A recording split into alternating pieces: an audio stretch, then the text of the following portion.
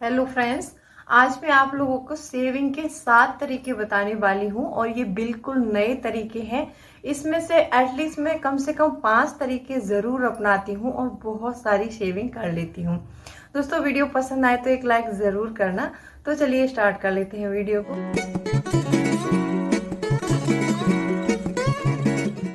Hello friends, welcome back to my channel. कैसे हैं आप लोग? आई होप आप बहुत अच्छे होंगे और सेहतमंद होंगे और आप लगातार मेरी वीडियो के साथ भी बने हुए होंगे। दोस्तों, आज की वीडियो में हम पैसे बचाने के 7 ऐसे उपाय जानेंगे और ये बिल्कुल नए तरीके हैं जो आप लोगों को बहुत पसंद आने वाले हैं। दोस्तों, वीडियो बहुत इंटरेस्टिंग है तो वीडियो के अंत तक जरूर बने रहिए। और अभी तक आपने चैनल को सब्सक्राइब नहीं किया है तो आपसे एक नम्र निवेदन है, सब्सक्राइब कर लीजिए अपने इस चैनल को। बेल आइकन को भी जरूर प्रेस कर दीजिएगा ताकि ऐसी ही इंटरेस्टिंग वीडियो की नोटिफिकेशन आपको मिलती रहे। दोस्तों, वीडियो पसंद आए तो एक लाइक जरूर कर दीजिएगा। तो चलिए स्टार्ट करते हैं वीडियो को।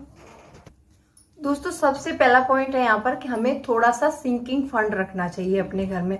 अब ये सिंकिंग फंड क्या होता है मैं बताती हूँ आपको। इसको एक एग्जांपल से समझते हैं। मान लीजिए हमारे घर में कोई रिश्तेदार आ जाता है, अचानक कोई मेहमान आ जाता है। अगर अचानक मेहमान आ जाए तो हमें बहुत सारी चीजों की जरूरत पड़ती है और कभी कभी क्या होता है कि हमारे घर में बिल्कुल पैसा अवेलेबल नहीं होता है। तो इसीलिए हमें एक सिंकिंग फंड का इन्वेलप बनाना चाहिए और उसमें जब भी हम जैसे सब्जी मंडी जा रहे हैं या कहीं जा रहे हैं वहां से थोड़ा सा पैसा बच जाता है तो उस पैसे को हमें उस सिंकिंग फंड में डालते रहना चाहिए।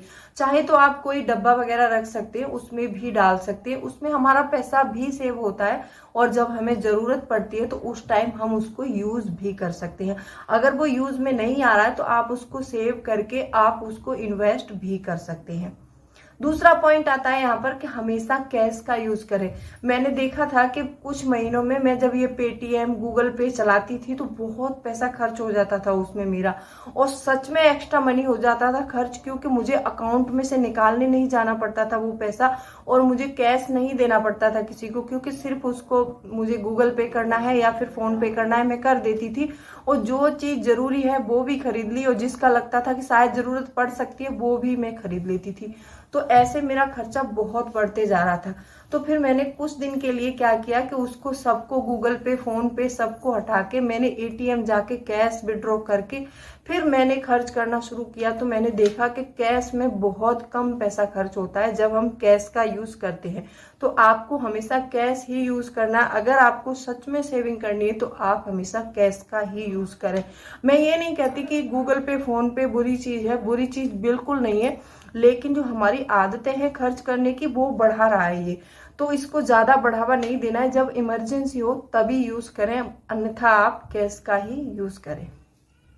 तीसरा पॉइंट यहाँ आता है कि ऑटोमेटिक सेविंग करें। अब मैंने बहुत सारे देखा है लोगों को कि वो सैलरी आते ही सारी सैलरी निकाल लेते हैं तो सारा पैसा खर्च हो जाता है। तो आपको ऐसा नहीं करना है। आपको एक से ज्यादा अकाउंट रखने हैं। जब आपको सेविंग करनी है तो आपको एक से ज्यादा अकाउंट का यूज करना है। तो आप बैंक में ऐसा रूल होता है कि आप अपनी सैलरी का जो भी हिस्सा जो है सेव करना चाहते हैं, या तो 10% सेव करना चाहते हैं या फिर 20% सेव करना चाहते हैं, तो आप उस पैसे को वहीं पर बैंक में बता दीजिए। आप अपनी सेविंग ऑटोमेटिक कर दीजिए तो वो आपकी सैलरी से आपका पैसा डिटेक्ट होकर दूसरे अकाउंट में खुद ब खुद चला जाएगा। तो आपको ऐसे अपनी जो है सेविंग ऑटोमेटिक सेविंग करनी है। तो ये हमारा जो है ऑटोमेटिक सेविंग करने का तरीका बहुत अच्छा हो सकता है, आपको जरूर आजमाना चाहिए। चौथा पॉइंट यहाँ पर आता है चार्ट सेविंग चैलेंज। आपको क्या करना है, आपको हर मंथ में एक चार्ट प्रिपेयर करना है। आप उसमें सबसे पहले दिन का अमाउंट 2 रुपए रखेंगे, दूसरे दिन का 4 रखेंगे, अगले दिन का 6 रखेंगे। क्योंकि जो कि सेविंग चैलेंज की वीडियो मैंने अपलोड कर दी है उनसे भी बहुत सारी सेविंग होती है।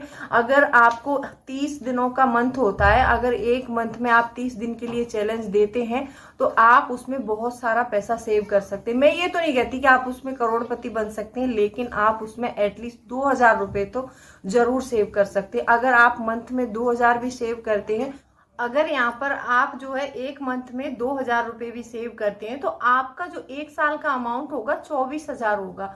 अगर वो 24,000 को आप लॉन्ग टर्म के लिए कहीं इन्वेस्ट कर देते हैं तो आपको अच्छे रिटर्न मिल सकते हैं, आप पैसे से पैसा कमा सकते हैं। और ये वो पैसा होगा जो हमारा बहुत छोटा छोटा पैसा होता है, 1 रुपये 2 रुपये 5 रुपये समझ के हम खर्च कर देते हैं, लेकिन हम इसको अगर सेव करेंगे तो बहुत फायदा मिलेगा इससे। और आप ये जरूर करके देखना, सेविंग चैलेंज की वीडियो मैंने काफी सारी अपलोड की हुई है, इससे मैंने 50,000 रुपये तक इकट्ठा किया था। मैंने यह ऐसे 1 मंथ करती थी, 2 मंथ, फिर मैंने अपनी उसमें 1 साल का टारगेट रखा था। 1 साल में मैंने 50,000 रुपये सेव किए थे इसी ट्रिक को लगाकर, और उन पैसों को मैंने इन्वेस्ट भी किया है। और मैंने कहाँ इन्वेस्ट किया है, कैसे इन्वेस्ट किया है, वो मैं आपको किसी वीडियो में बताऊंगी। मेरे काफी सारे व्यूअर ने पूछा है कि आप कहाँ पैसा इन्वेस्ट करते हो, तो मैं धीरे धीरे इस पर भी वीडियो बना दूंगी। अब यहाँ पर 5वां पॉइंट आता है सेव दी सेविंग। अब ये सेव दी सेविंग क्या होता है कि इसमें हमें सेविंग को भी सेव करना है। जैसे कभी कभी होता है ना कि हमारे दोस्त आपस में मिल जाते हैं, हम दोस्तों के साथ कभी कहीं घूमने जाते हैं, तो हमें लगता है कि दोस्त पार्टी के लिए बोल रहे हैं कि पार्टी करने चलते हैं, तो हमें भी पैसा खर्च करना पड़ेगा। तो हम वो पैसा कहाँ से लेते हैं, अपनी सेविंग से ही लेके जाते हैं ना। तो जब हम सेविंग लेकर जाते हैं अपने घर से, मान लीजिए वहां पर हमने 2,000 रुपये का खर्च किया पार्टी में, और वो 2,000 रुपये हमारे किसी अन्य दोस्त ने ही पे कर दिया, तो वहां पर हमारा जो हिस्सा बना वो बच गया। तो हमें उस हिस्से को सेव कर देना चाहिए, क्योंकि उस हिस्से को हमें सेव करके और उसको इन्वेस्ट करना चाहिए। तो आपको ऐसे जरूर करना चाहिए। अगर मान लीजिए हफ्ते में 1-2 बार भी होता है आपके साथ ऐसा, तो आपको अपनी सेविंग को जरूर सेव करना चाहिए। एक 6वां पॉइंट है यहाँ पर, सेव द फ्री मनी। अब ये फ्री मनी क्या होता है, अब जैसे मान लीजिए हम कहीं, मान लीजिए अपने मायके जा रहे हैं या फिर किसी अन्य रिलेशन में जा रहे हैं, या फिर हमारे घर पे कोई रिश्तेदार आते हैं, तो कभी कभी आशीर्वाद के रूप में वो हमें 100 रुपये दे के जा रहे हैं, या फिर हमारे बच्चों को कभी 10 या 5, जो भी उनकी मतलब कैपेबिलिटी होती है, उस कैपेबिलिटी के अनुसार अपना रिलेशन वाला पैसा दे के जाता है, तो वो हमारी फ्री मनी होती है।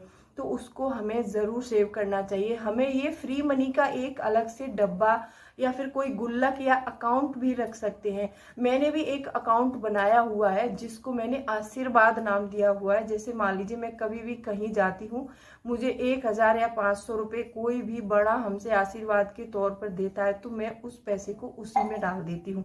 तो उस अकाउंट का नाम मेरा आशीर्वाद है, और उसमें पैसे डाल के मैं भूल जाती हूँ, कभी भी उसका पैसा मैं यूज नहीं करती हूँ, और देखती हूँ उस अकाउंट में कितना इकट्ठा हो गया है। मैं किसी वीडियो में जरूर शेयर करूंगी आपसे। तो आपको जो फ्री मनी होता है उसको जरूर सेव करना चाहिए।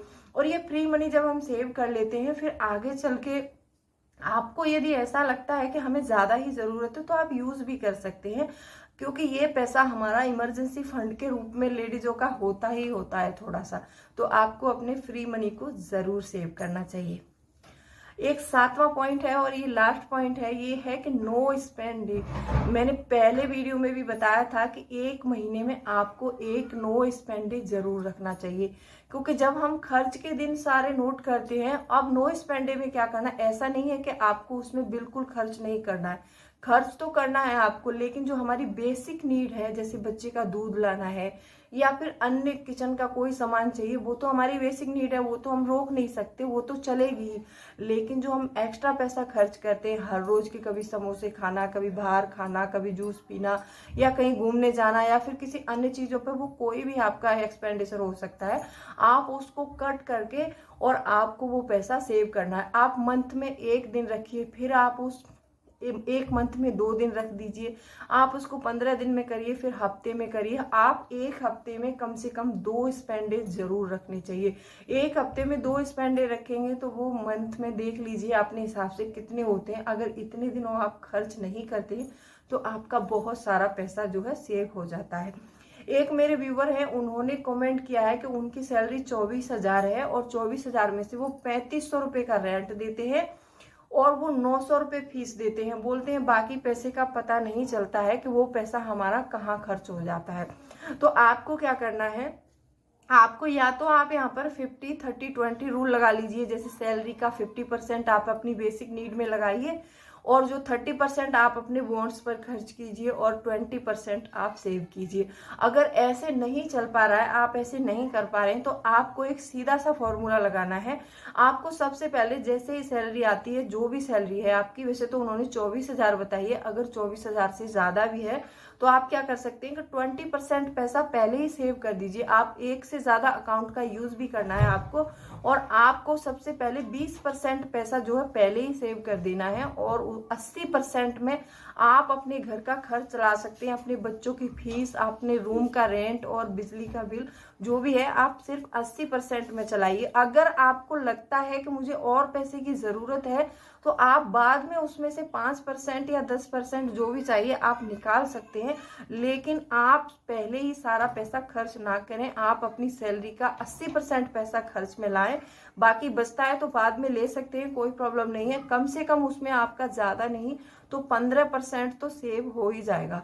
तो आप इन तरीकों को आजमाएंगे तो आपका बहुत पैसा बच सकता है, और आप अपने पैसे को कहीं भी इन्वेस्ट करके बहुत सारा रिटर्न कमा सकते हैं। आज मैंने आपको ये 7 पॉइंट्स बताए हैं, इनमें से कोई भी पॉइंट अगर पसंद आए तो वीडियो को लाइक कर देना। चैनल को अभी तक सब्सक्राइब नहीं किया है तो सब्सक्राइब भी कर लो इस चैनल को, और बेल आइकन को भी जरूर प्रेस करना, ताकि ऐसी ही इंटरेस्टिंग वीडियो की नोटिफिकेशन आपको मिलते रहे। चलिए मिलती हूँ अगली वीडियो में, तब तक के लिए bye bye, thanks for watching.